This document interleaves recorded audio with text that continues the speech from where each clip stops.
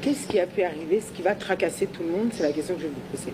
Puisque c'est la question qui tracasse tout le monde, vu la rareté de ton passage dans les émissions, vu le fait que pendant un temps, Dinguizoyo a disparu. Voilà pourquoi quand j'ai commencé, j'ai dit quoi?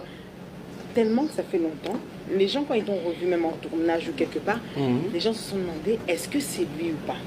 Si au côté Nakati Hôtel Meriba, dans ce cadre idyllique, Naba responsable, Nabato Basalakawa et ont hésité avant même de te reconnaître, à quoi est due la transformation physique de Turbo, vu que d'ailleurs c'était son physique qui faisait de lui Turbo. Bon, je serai très bref, je serai mais très honnête. court, mais honnête. J'ai traversé un moment, je dirais même le moment le plus difficile de ma vie. J'ai failli perdre ma vie. Vraiment, j'étais malade. Aujourd'hui, j'ai quand même repris, j'avais perdu plus que ça. Et la seule chose que j'avais évité, c'est de faire du bruit. Dieu m'a fait grâce. Je me suis rétabli et je suis en train de récupérer lentement et sûrement. Mais certainement, je transmets ce message à toutes ces personnes qui peuvent être malades aujourd'hui. Moi, j'ai vu la mort. Je dois les dire à haute voix. Il faut reconnaître le bienfait de Dieu. Ouais. Vraiment, j'ai vu la mort, je n'avais plus d'espoir. Moi, je partais déjà. Mais,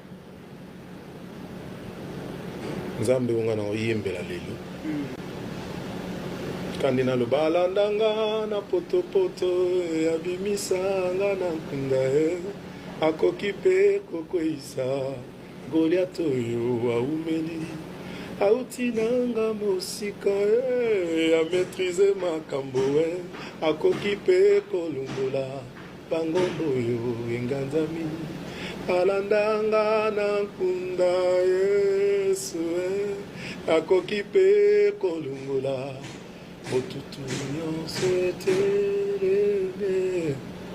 Il m'a pris dans ces jours de mort, il m'a redonné la vie. Je ne peux que le glorifier. J'étais déjà moribond, mais Nzamba salinga grâce. Batunyo soba omonanga, bakumisa Nzambe elongo nanga, na ba surprise eza liboso awana, na ba kantiko na obimisa, et c'est par reconnaissance. Nzoto, et ça il l'ôte. Et ça vraiment il l'ôte, mais non récupéré. D'ailleurs, il y a certaines personnes qui me disent j'ai donné la réponse.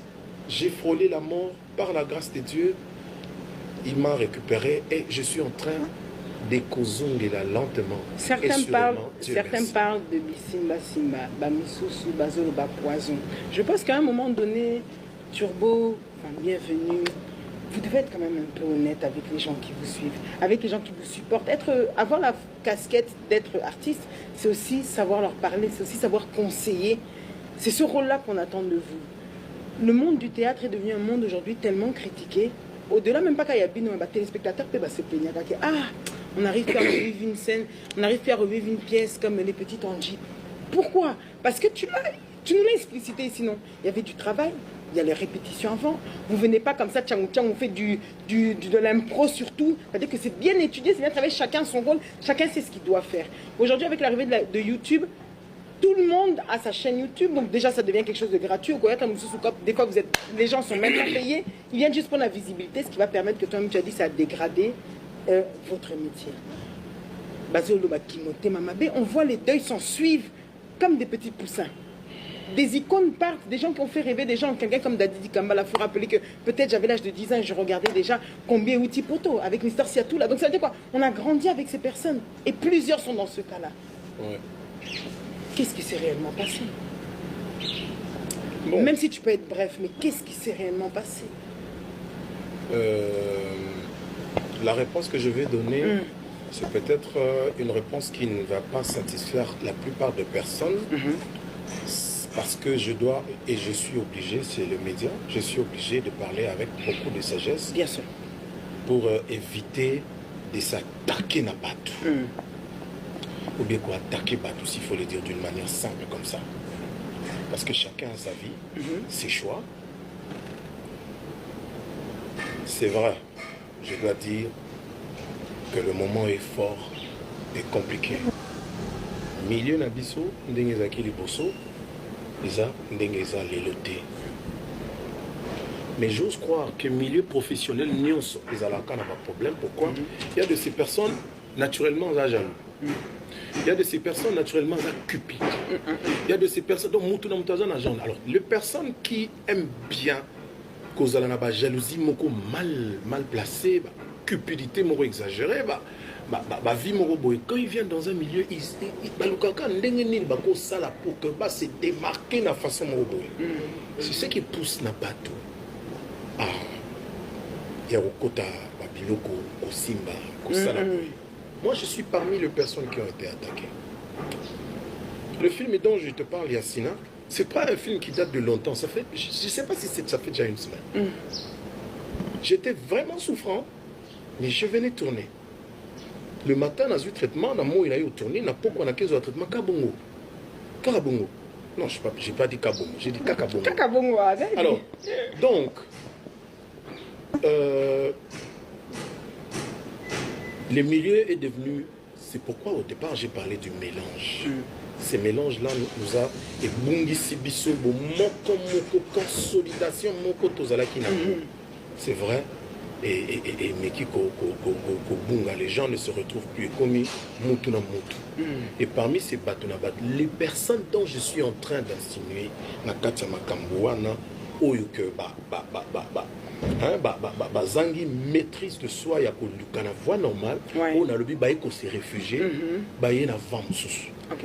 J'ai pas cité le nom de quelqu'un, mais je suis sûr, je suis Nazam Moutamilé où je connais, je sais de quoi je parle. Naïbi parcours nanga, je sais ce que je viens de traverser ti awa. Il y a des gens qui sont devenus faux. Il faut se le dire. Et puis il faut dire ça, tu vois, nous le savons aussi. Il y a des gens qui sont parmi nous mais qui sont déjà faux et qui sont déterminés à éteindre des étoiles. Mais moi j'ai toujours dit, il ne faut pas oublier Dieu qui est là-haut, il a créé Batunae. Ana Batnsoas a créé le but. Oh, yonda zaza yanga. Na okendeneti ah, ne pense pas que so yo kata. Nous avons croisé les bras tiki. Il y a de ces personnes où nous avons les mélodies na soga so tiki ta katinde yo mutu. Pour hier zana destinée moko boye. Il y a de vies à sauver au travers de ces personnes. Et quel conseil tu pourrais donner justement pour que, vu l'actualité, entre-temps, pour pouvoir changer les choses, ça ne va pas se faire en un jour. Quel comportement? Salut la grande famille de Esther MMTV. Bonjour, bonsoir, bon après-midi. Bienvenue chez nous, bienvenue chez vous. J'espère que vous allez bien. Bon week-end à tout le monde. Les lotos à vendredi les 20. Maman Cécile, j'étais salie parce que hier, j'avais fait une vidéo où Nalobaï que non, les lotos à les 20. Alors, merci pour la correction aussi. Hier c'était le 19, aujourd'hui c'est le 20 juin. Joyeux anniversaire. Na ba union so ba fêter anniversaire na bango lelo. En tout cas, ce matin na lamuki na bonne humeur nde bomo na ngai ngawana na lamuki. En tout cas, c'est très important avant de manger linga omelaka mai ni estomac vide. Les boumons vides melaka mai est vraiment important pour la santé. Bissonios to déclaré France, Belgique, wapi, bon, mikolo yo, moi pena ezali. Les locaux na moni ezandi ti moins, mais moi eza mulunge ezali. Alors, na kati bidon nanga, bomona eza bidon ya 600 ml. Na 600 ml wana na kati ya mayango koto esili déjà. Donc, faut mususu. Na kati ya 600 ml ya mulanga mai na ngai ya le mint en anglais to bengi mint, ya du concombre et il y a du citron ainsi que il y a un morceau de ananas na kati. Donc c'est ça. Ananas, ce n'est pas obligatoire la famille de les mettre, OK? Ananas nango obligatoire te. Donc ce qui est ça nango pété kocha na yo te mais au sombi mint, au sombi concombre, au moi citron na yo, au mai na yo, au na frigo. Mais la kayango et ko sunga yo d'abord premièrement ya ko perdre ba graisse na nzoto. okobanda koéliminer bagraisse na nzoto parce que au fur et à mesure obanda omela mai oyo obanda okende toilette trop kose soulager trop donc eza vraiment bien pour la santé. Concombre ezo jouer rôle nango, menthe ezo jouer rôle nango, citron peut jouer rôle nango. Donc mai mokolo c'est la vie. Alors soko meli bongo oza déjà tokos oza carré. Nga awa na meli ango donc je me suis réveillée. La première des choses na sainini na ye na kitchen na zui mai nanga na meli. Et après na bandi journée nanga kaka ndenge ezalaka. Que ça soit au travail, partout, eza de same. Soki pe que au mikoloano ozano na menthe melanoka mai normal. Bam sous kuto mela mai ya moto, hein, au tiède avec moi citron à na kati. Na hiver soro che mai ya moto avec moi citron che c'est très important. Na ba jour normal au monique non climat eza nango bien, lo mali les a problème te ozu au meli pas normal. Okoki kotia na frigo tout comme tokoki kotia frigo te mais surtout soko olalisi yango ezalaka susu kitoko makasi tomela yango ekosala biso bien mingi. Mama est-ce que ça va? Santé ça va? Journée leka bien? Tongo leka malamu? Nzamba lamusi? Nzamba bateli? Nzamba pesi makasi, nzamba pesi kimia. J'espère que tout ça vraiment bien. Est-ce que tout ça na bino siete moko? Tout ça na bino lokolo moko? Tant on a le ba lokolo moko, tout ça lokolo moko. Est-ce que tout ça la film? Vaticination, tout ça la yango? Est-ce que tout ça la vaticination? Et si au tali? Hier Natala quitté, na zongi susuka pa ma Cécile parce que ma Cécile, donc, ba vidéo nyonso na koti saka. Ma Cécile a zangati. Ma Cécile, tant la bin nan Nathalie film, Nathalie binanga va regarder là-bas ce que Ada fait. Oh! Moi, montant na mon message na vie, mais de quoi elle parle cette maman? Tant Nathalie film hier. Yeah? Maman toko vivre enfer na film. Toko vivre enfer na couple ya Ada na Davina. Tolongweka na Ada na Davina. Kikongo ezo bima kuna ya Aziza na Pierrot. Abwenge, ngeke mbote. Aksa wana ezala somo. Et cause à la somme qui est total la film, c'est très important. Et déjà si tu décolles, tu as déjà un premier épisode na biso, ils ont déjà na 41 000 abonnés la famille, 41 cas, tu qui est total là et tu partager en goti 16 heures et coca, ils ont déjà éléki 50.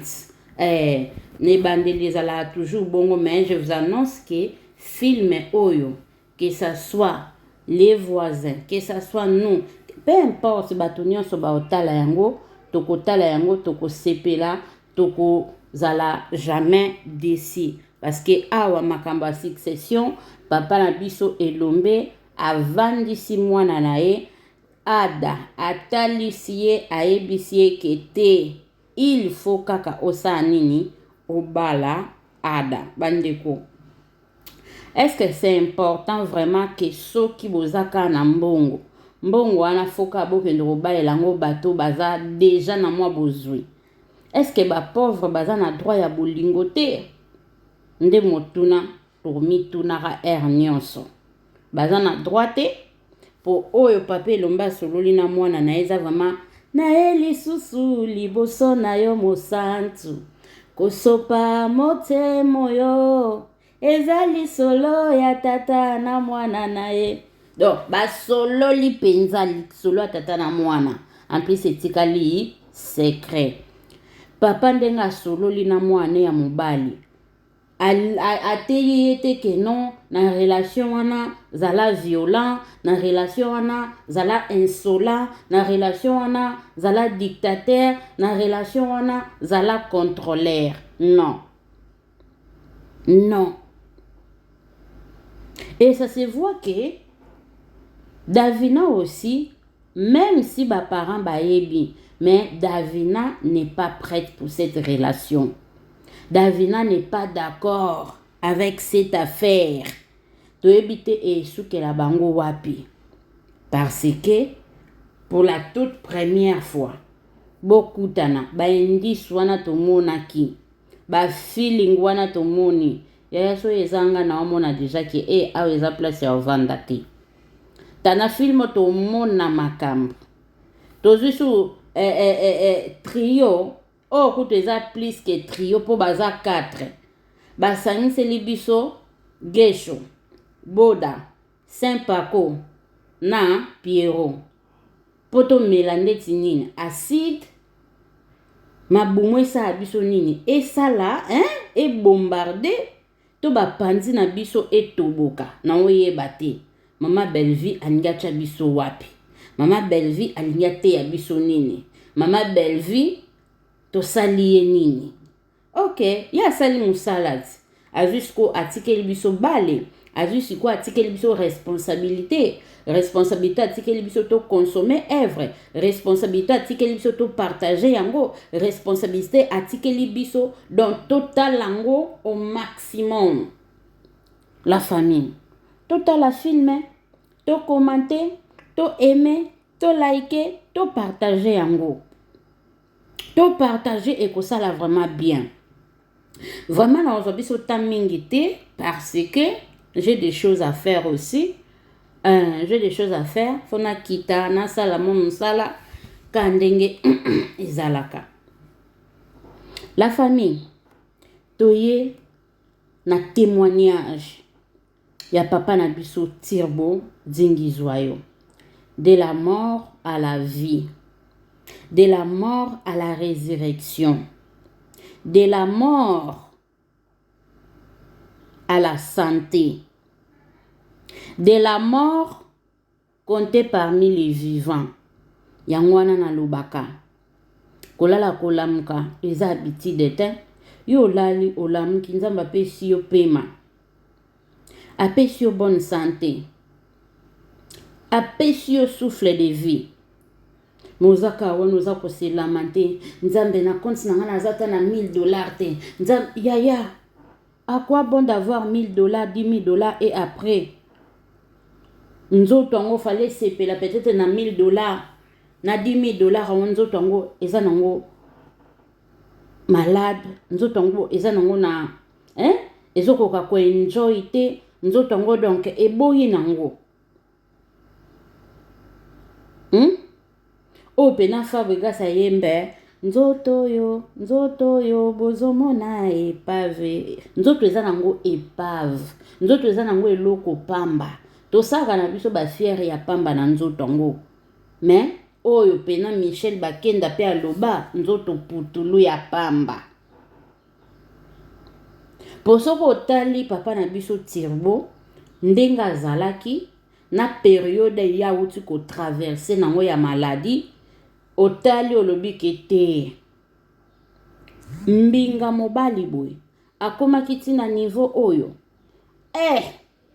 mais non mais bato wana basalaki mpo ani poka bakitisa moto ya Tirbo pokaka ba rene peut-être pona short time moko boye kaka tamukuse kaka bisengo moko ya ba courte joie mais bondima bonnuire bobebisa vie ya moninga po bino bozala à l'aise et nzamba osepela na bino te nzamba osepela na bino ata mokie te nakamoto oloba nzoto yango oyo tala teinture sans filtre loba camerounais balukeli biso yango siko sans filtre biso totiaka filtre te totie te na tongo yango oyo pardon yango wana si sajo milinga milula milinga sozozelaka moto moko boye apprécier yo alinga yo aloba noza kitoko aloba no soki eza nini ya yo kozela moto wana pa ozala te Pourtant, on ok, article ko critiquer. Donc, faut mi linga d'abord yo moko avant pe muto ya o linga yo. Peu importe ndenge yo zali. Peu importe mi linga na yo moko. Ok? Donc, papa Nabiso Turbo, il était malade, il était empoisonné plusieurs fois. Plusieurs fois la famille. Mais, Oya Sukoyo, avant Bimisa sortie médiatique, Nzembo Bimisa qui semaine passée, c'était les 15, hein? Oui, je pense que c'était les 15. Non, c'était pas les 15. Les 15, c'est qui dimanche passé. Donc, dimanche, il y a les 8. Auto mona qui sorti médiatique nae. Vous savez, tant que une mère oyo eyaki makambo, tant que eyaki na réseaux sociaux na mois de mai, bato bazakami te mama bewana, bato koloba, bato kokosela bato makambo. Bayaki, papa Turbo, allié poison, na tournage à Bella, bamisusu kutu bakenda qui plus loin en disant que non. Papa Serge Moutouachelaki, papa Turbo poison. Pendant que bazata na ba preuve mon côté.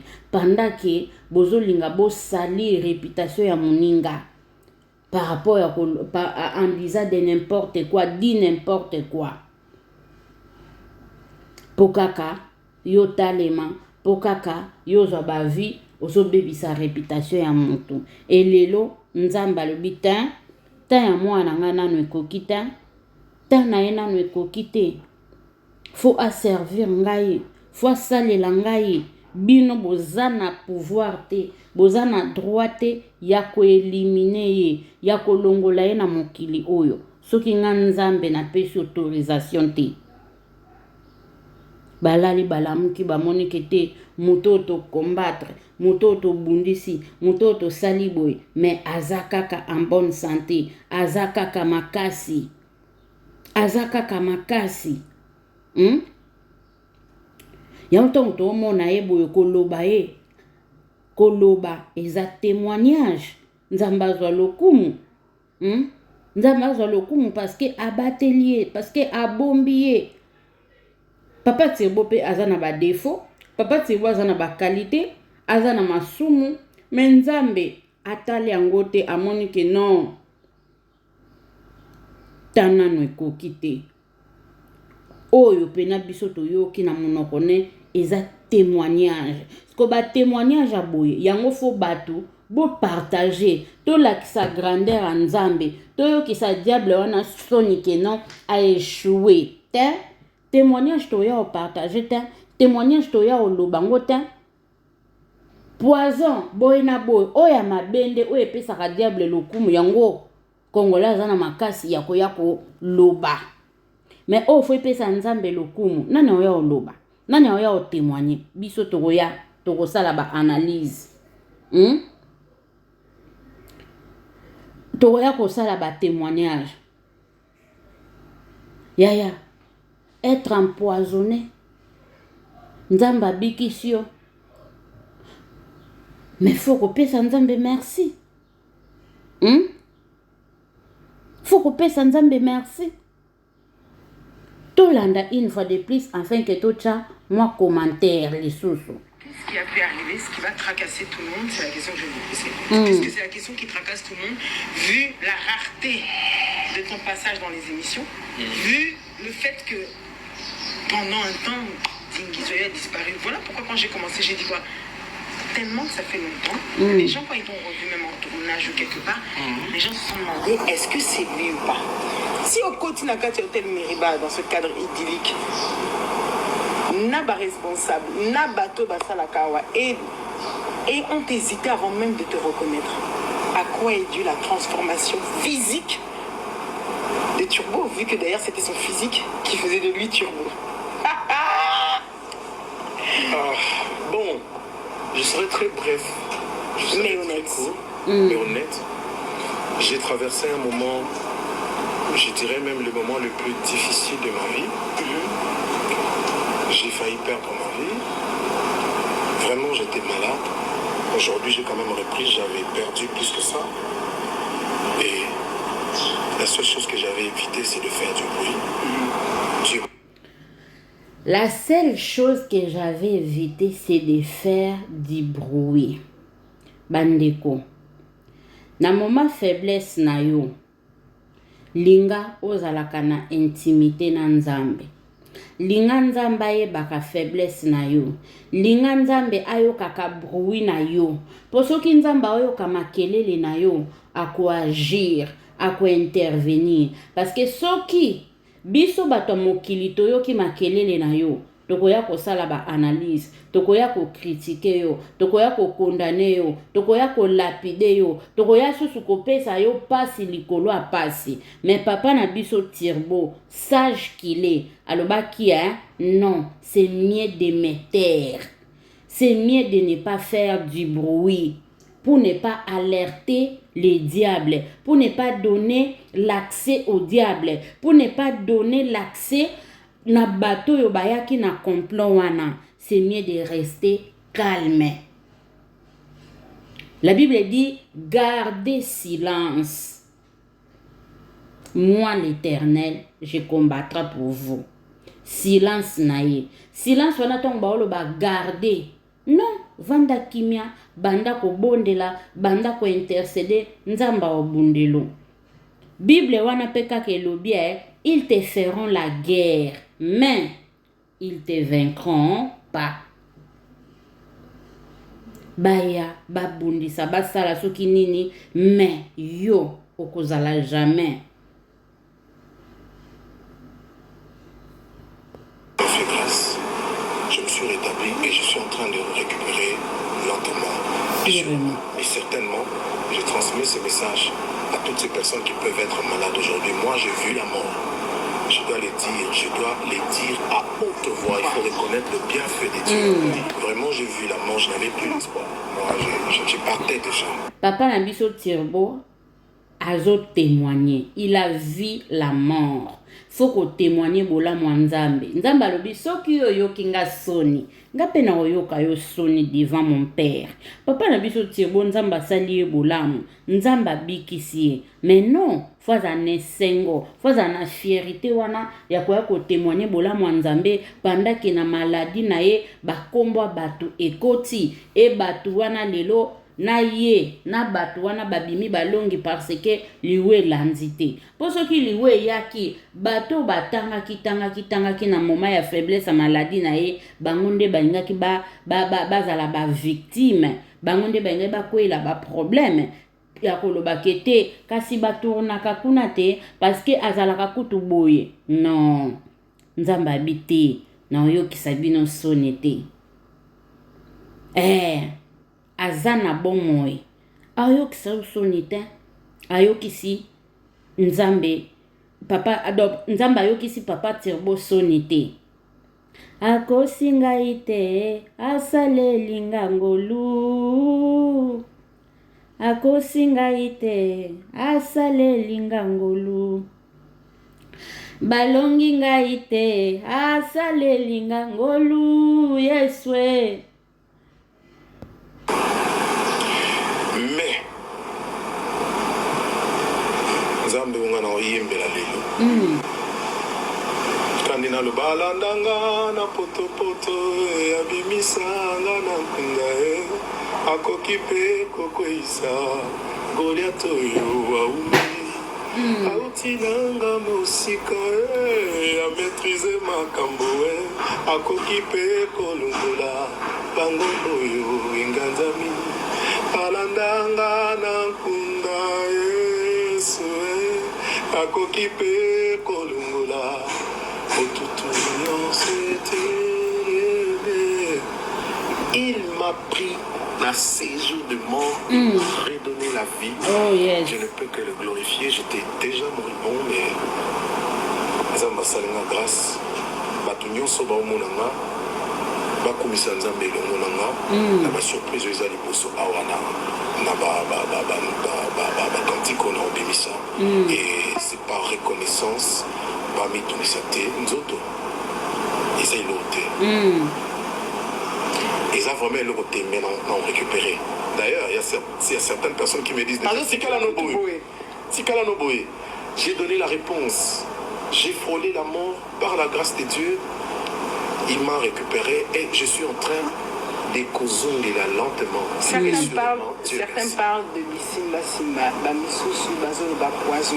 Je pense qu'à un moment donné, Turbo, bienvenue. Vous devez être quand même un peu honnête avec les gens qui vous suivent, avec les gens qui vous supportent. Avoir la casquette d'être artiste, c'est aussi savoir leur parler, c'est aussi savoir conseiller. C'est ce rôle-là qu'on attend de vous. Le monde du théâtre est devenu un monde aujourd'hui tellement critiqué. Au-delà même pas qu'il y a des téléspectateurs qui se plaignent. On n'arrive plus à revivre une scène, on n'arrive plus à revivre une pièce comme les petits Angie. Pourquoi? Parce que tu nous l'as explicité, sinon. Il y avait du travail, il y a les répétitions avant. Vous venez pas comme ça, on fait de l'impro surtout. C'est-à-dire que c'est bien étudié, c'est bien travaillé, chacun son rôle, chacun sait ce qu'il doit faire. Aujourd'hui, avec l'arrivée de YouTube, tout le monde a sa chaîne YouTube, donc déjà ça devient quelque chose de gratuit. Des fois les gens sont même pas payés, ils viennent juste pour la visibilité, ce qui va permettre que toi-même tu as dit ça a dégradé votre métier. On voit les deuils s'en suivre comme des petits poussins. Des icônes partent, des gens qui ont fait rêver des gens, quelqu'un comme Dadidi Kambala. Il faut rappeler que peut-être j'avais l'âge de 10 ans et je regardais déjà Combien Outi Poto avec Mister Siatoula. Donc ça veut dire quoi? On a grandi avec ces personnes et plusieurs sont dans ce cas-là. Ouais. Qu'est-ce qui s'est réellement passé? Bon. Même si tu peux être bref, mais qu'est-ce qui s'est réellement passé? La réponse que je vais donner, c'est peut-être une réponse qui ne va pas satisfaire la plupart des personnes. Parce que je dois, et je suis obligé, c'est le média, je suis obligé de parler avec beaucoup de sagesse. Bien sûr. Pour éviter de s'attaquer à Batou. Ou bien quoi, attaquer Batou, s'il faut le dire d'une manière simple comme ça. Parce que chacun a sa vie, ses choix. C'est vrai, je dois dire que le moment est fort et compliqué. Milieu Nabiso, Ndengezaki Liboso, Isa Ndengeza Leloté. Milia ba comédie baby. Milia ba comédie etoni na kindoki. Milia ba comédie etoni na kitema mabe. Milia ba comédie balingi komona moto avancé te. Milia ba comédie eza na makambo ebele. Donc soki yo avancé, osalika moi pas. Oyo alati motema mabe, oyo alati jalousie moko boye mal placé ezata na moto na makolo te, oyo alobi kete fona sala boye na zongisa boye. Or ndenge boza wana mutu na mutu aza na grâce na ye, mutu na mutu aza na talent na ye. Talent ya papa Turbo ekokani na ya Pululu te pe ya Sonam. Talent ya papa Turbo ekokani te na ya Bobo Manoka. Talent ya papa Turbo ekokani na ya papa Serge. Non.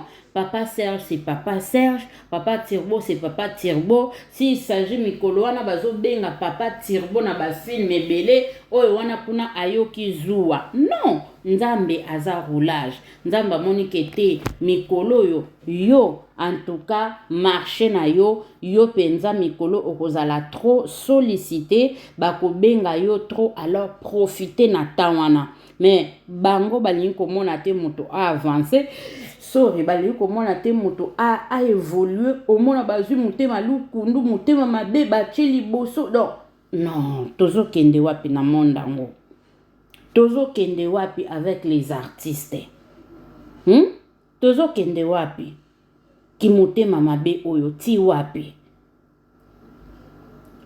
Tokomi pe na tango ya suka. Repentons-nous, totika ki mutema mabe eza na tina te. La famille eza na tina te. Biso foto pesa nzambe merci akoloba kete artiste, mais en même temps serviteur de Dieu, chantre azaki maladi, nzamba permettre te azongisie na bomoi. Azongsie na bomo et aza en bonne santé comme ko récupérer. Topé sanzambe merci. Et toyebi ke azongela biso avec force susu. Na musala na ye oyo. Po eza métier na ye. Ata bato bazo bundisa ye. Akoya ko sala ngo si longtemps za na bomo. Alors restez branchés côté na kati ya STMM télévision. Restez branchés scotchés dans Kata Belleville TV aussi pour ne pas rater deuxième épisode de Mokona Lelo. Il y a vaccination oyo eza disponible parce que photo yeba ndenge makambo ezo kende. Ada Lobina Davina rentre Osana salon. Pourquoi tu m'avais pas informé? Yaya. Donc place union so faut kende faut ka mobali ayeba.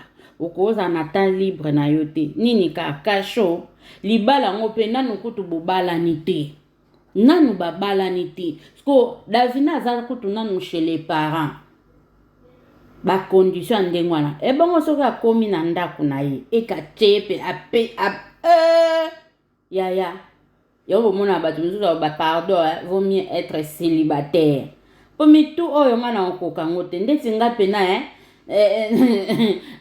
baninyo exigence ebele wana na okoka na nga ngote. Naza na cachote, naza na prison te, naza libre.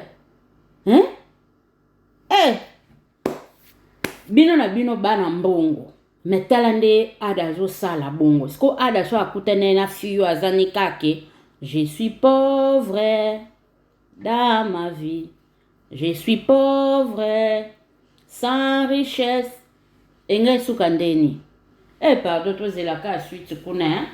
On se retrouve à la prochaine. Natika bino pardon.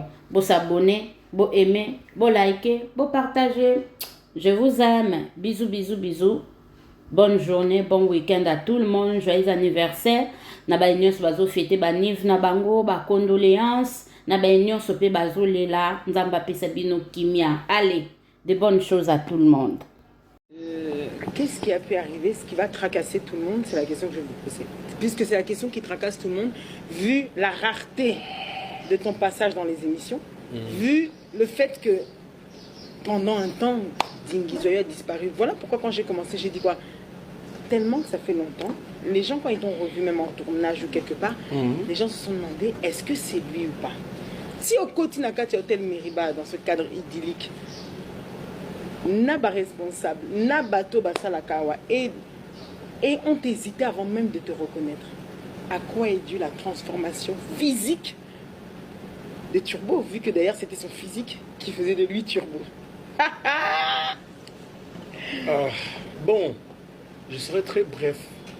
Mais honnête. Très court, mais honnête. J'ai traversé un moment, je dirais même le moment le plus difficile de ma vie. J'ai failli perdre ma vie. Vraiment, j'étais malade. Aujourd'hui, j'ai quand même repris. J'avais perdu plus que ça. Et la seule chose que j'avais évité, c'est de faire du bruit. Dieu m'a fait grâce. Je me suis rétabli et je suis en train de récupérer lentement et sûrement. Mais certainement, je transmets ce message à toutes ces personnes qui peuvent être malades aujourd'hui. Moi, j'ai vu la mort. Je dois les dire à haute voix. Il faut reconnaître le bienfait de Dieu. Ouais. Vraiment, j'ai vu la mort, je n'avais plus d'espoir. Moi, je partais déjà. Mais, Nzambe ongana oyembela lelo. Kandina lo balandanga na poto abimisa nga na nkunda akoki pe kokoisa Goliath oyo aumeli auti nanga mosika a maîtriser makambo akoki pe kolungola bangombo oyo enganzami alandanga na nkunda Yesu akoki pe kolungola.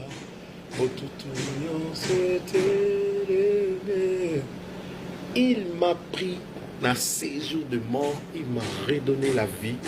Je ne peux que le glorifier. J'étais déjà moribond, mais Nzamba salinga grâce.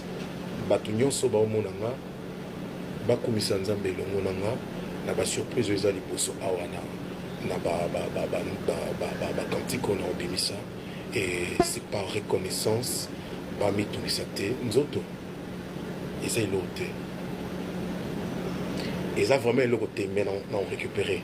D'ailleurs, il y a certaines personnes qui me disent déjà, Tikala Noboé, j'ai donné la réponse. J'ai frôlé la mort par la grâce de Dieu.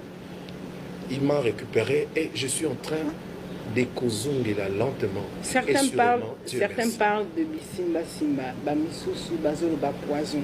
Je pense qu'à un moment donné, Turbo, enfin, bienvenue, vous devez être quand même un peu honnête avec les gens qui vous suivent, avec les gens qui vous supportent.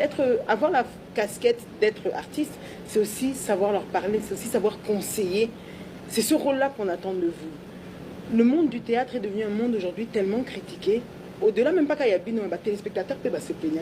Ah, on n'arrive plus à revivre une scène, on n'arrive plus à revivre une pièce comme Les Petites Angie. Pourquoi? Parce que tu nous l'as explicité sinon. Il y avait du travail. Il y a les répétitions avant. Vous venez pas comme ça, on fait de l'impro surtout. C'est-à-dire que c'est bien étudié, c'est bien travaillé, chacun son rôle, chacun sait ce qu'il doit faire. Aujourd'hui, avec l'arrivée de YouTube, tout le monde a sa chaîne YouTube, donc déjà ça devient quelque chose de gratuit. Des fois, les gens sont même pas payés. Ils viennent juste pour la visibilité, ce qui va permettre que toi-même, tu as dit, ça a dégradé votre métier. On voit les deuils s'en suivre comme des petits poussins. Des icônes partent, des gens qui ont fait rêver des gens. Quelqu'un comme Dadi Kambala, il faut rappeler que peut-être j'avais l'âge de 10 ans et je regardais déjà Combien Outi Poto avec Mister Siatou là. Donc ça veut dire quoi? On a grandi avec ces personnes et plusieurs sont dans ce cas-là. Ouais. Qu'est-ce qui s'est réellement passé? Bon. Même si tu peux être bref, mais qu'est-ce qui s'est réellement passé? La réponse que je vais donner, c'est peut-être une réponse qui ne va pas satisfaire la plupart des personnes. Parce que je dois, et je suis obligé, c'est le média, je suis obligé de parler avec beaucoup de sagesse. Bien sûr. Pour éviter de s'attaquer à Batou. Ou bien quoi, attaquer Batou, s'il faut le dire d'une manière simple comme ça. Parce que chacun a sa vie, ses choix. C'est vrai, je dois dire que le moment est fort et compliqué. Milieu Nabiso, Ndengezaki Liboso, mais j'ose croire que milieu professionnel, ils ont pas de problème. Pourquoi? Il y a de ces personnes naturellement jaloux. Il y a de ces personnes naturellement cupides. Il y a de ces personnes donc alors les personnes qui aiment bien cause de la jalousie mal placée, cupidité exagérée, quand ils viennent dans un milieu, ils se démarquer de la façon. C'est ce qui pousse na bateau. Ah, il y a Okota, Babiloko, Kosimba, Kosalaboy. Moi, je suis parmi les personnes qui ont été attaquées. Le film dont je te parle, Yassina, c'est pas un film qui date de longtemps. Ça fait, je ne sais pas si ça fait déjà une semaine. J'étais vraiment souffrant, mais je venais tourner. Le matin, dans un traitement, dans il a eu tourné, n'a pas qu'on a 15 traitement Kabongo. Karabongo. Non, je n'ai pas dit Kabongo, j'ai dit Kakabongo. Kakabongo, alors, donc,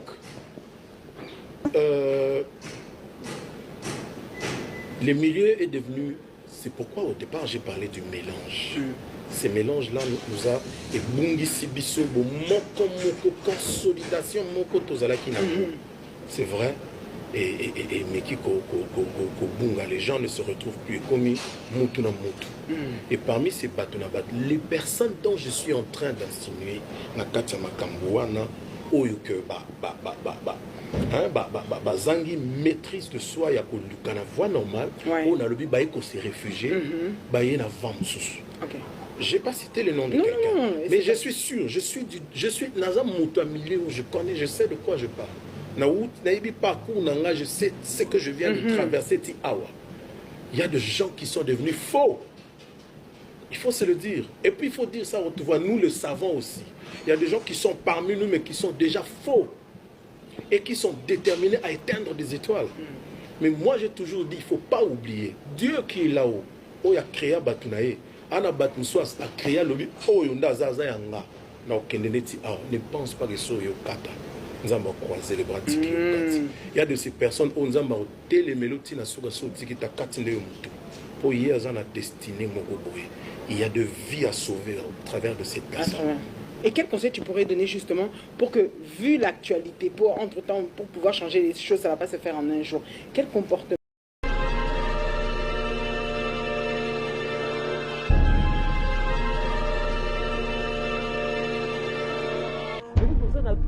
Coucher dans mon bal musique par Ada. On dit bien qu'on peut faire dans mon tout.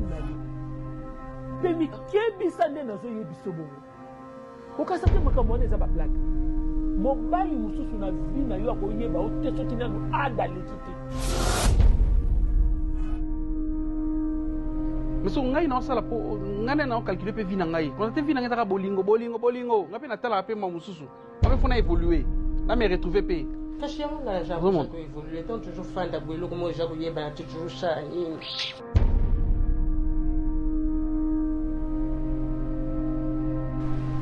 Vous avez un cas d'endroit où tu as fait une porte pendant les balles. Autant la sentinelle n'est pas là. Autour n'a pas de contrôler sous sentinelle, ça toi zaté. À l'intérieur, on va coller, on va coller dans mastic. Ah, milo. Non, on se comprend bien de bozo qui na makamante. Devina moi na mukete. Bah mariage arrangé na siècle oyo. Mariage arrangé. Mais j'ai quand même un mot à dire parce qu'il s'agit de ma vie. Il s'agit de ma vie. Je resterai dans un couple où je resterai toute l'éternité. Et tout ce que je vous demande, c'est pas grand-chose, c'est un temps. Laissez-moi juste un temps. Tu as déjà eu assez de temps.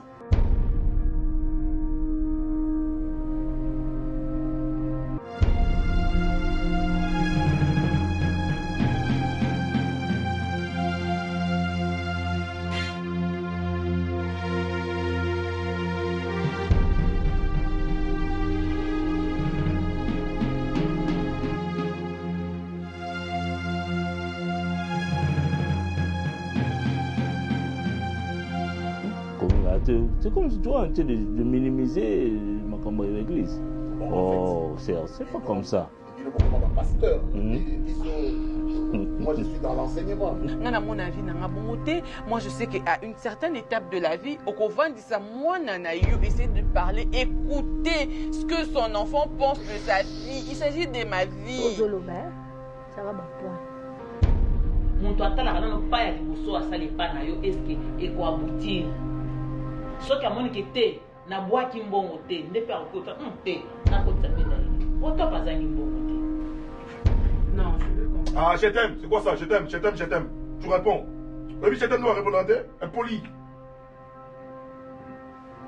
Pourquoi ça va plus mon pouce, c'était impoli? Je t'aime.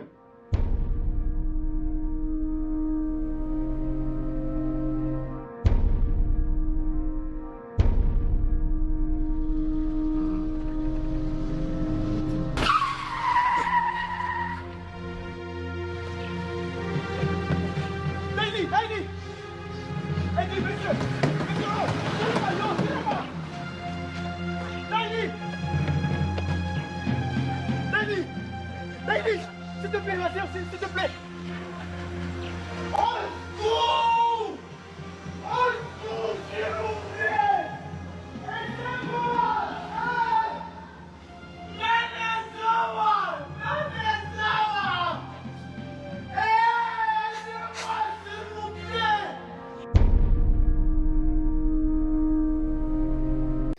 Bonjour, Bandeko.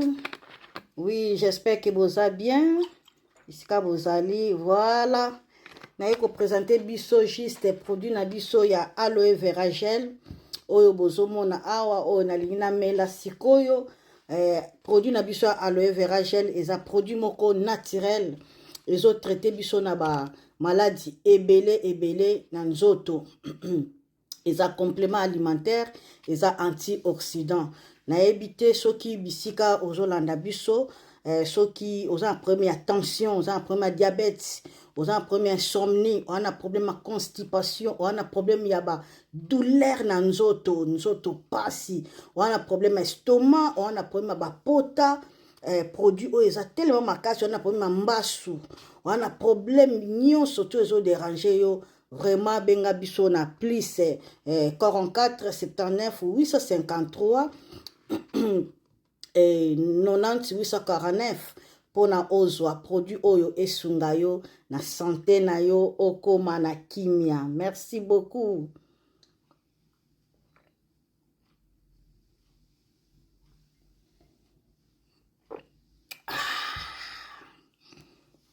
Merci, bye bye.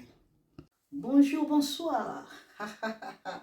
Na évité vidéo oyo ernine kokoma et comme la bino ezali mama Joséphine, mama Zozo, na yelibino solution. Oyo ezali solution ya ba problème na biso. Ba problème na biso yango ezanini. Ba problème na biso yango eza ba problème ya santé, eza ba maladie oyo eza kati na biso. Ma maladie telle que diabète, tension, AVC, prostate, ba hernie, ba maladie wana nyonso tout oyo ezo déranger biso, ba ménopause, mutu pasi, maladie nini, épilepsie, maladie nyonso tout oyo ezo déranger ndeko na yo, oyo aza pembe na yo ezo déranger mwana na yo, oyo ya cancer, oyo ezo déranger biso, solution yango yo na yeli yo solution ya ba produit na biso ya naturel, ba produit oyo ezali ba complément alimentaire, ba produit oyo ezali 100% naturel, ba produit na biso ya Occident. Ndeko na nga na yeli yo ba produit oyo eza juste biloka kolia oyo tozo ko compléter na nzoto na biso. Pourquoi? Parce que monde entier, monde déjà eza pollué. Ils ont pollué à partir de biloko otozolia. Biloko otozolia yango ezo détruire la santé na biso. Pourquoi? Parce que biloko otozolia bazo travailler yango na ba produits chimiques. Biloko otozolia bazo tia yango ba poison. Biloko otozolia bazo tia yango même ba hormone. Yango wana compagnie ya aloe vera products. Bakanise li peuple na bango partout dans le monde entier, na plus de 160 pays. Balobi non. Tikato kanisi la peuple na biso pona bien-être na bango et pona santé na bango ezala malamu. Yango wana ba produit na biso yango yo eza wana pona kosunga biso na ba santé. Atika na ebisa yo bien fait ya produit na biso aloe vera gel. Produit oyo okoko zanga yango na ndaku na yo te. Yo oza na problème ya insomnie, olala kate produit oyo eza somnifère. Ezo pesa yo pongi. Yo oyo zana nzoto makasi te. Produit oyo eza tonique. Eza wana po pesa yo nzoto makasi.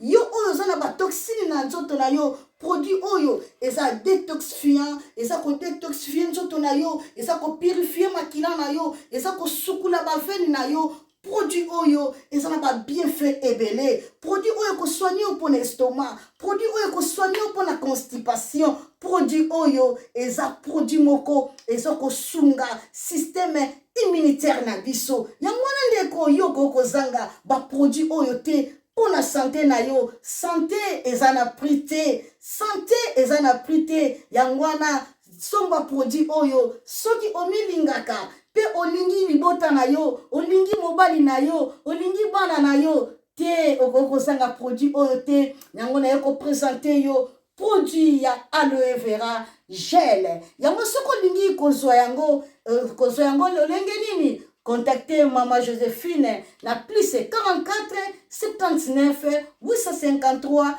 90 849. Na banyeli susu plus 44 79 853 90 849. Tika nzambe apambola yo kozanga produit oyo te aloe vera gel.